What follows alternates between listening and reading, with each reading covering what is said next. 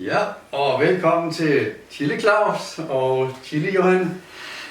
Vi skal forsøge at smage nogle chilier, vi selv har dyrket på denne her hjemmedyrkede plante.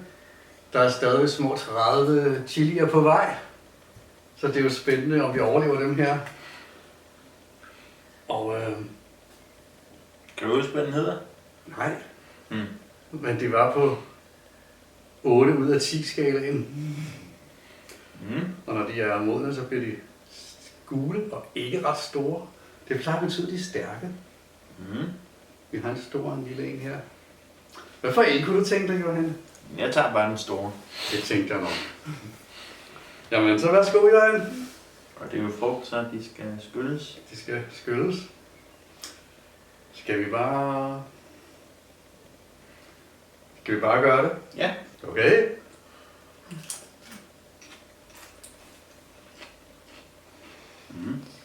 Og den smager sådan lidt slikagtig. Gå den fra. Er vingummiagt. Begynder at blive lidt stærk.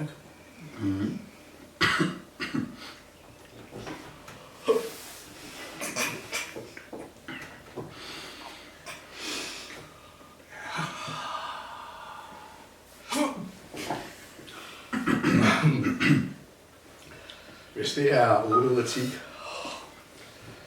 så vil jeg ikke smage 10.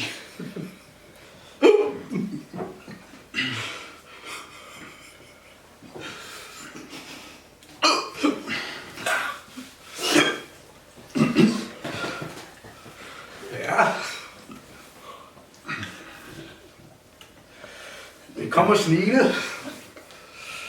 Må man sige. Den er ret god, synes jeg. Det er lige til en chili serrano.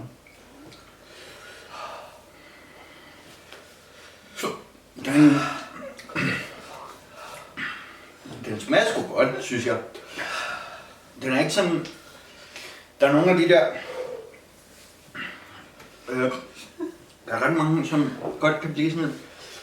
Det smager lidt sæbeagtigt. Det gør det i hvert fald ikke. Hvad skal man drikke vand til? Nej, det er vist noget med, at det ikke er så godt. Det hjælper helt i starten.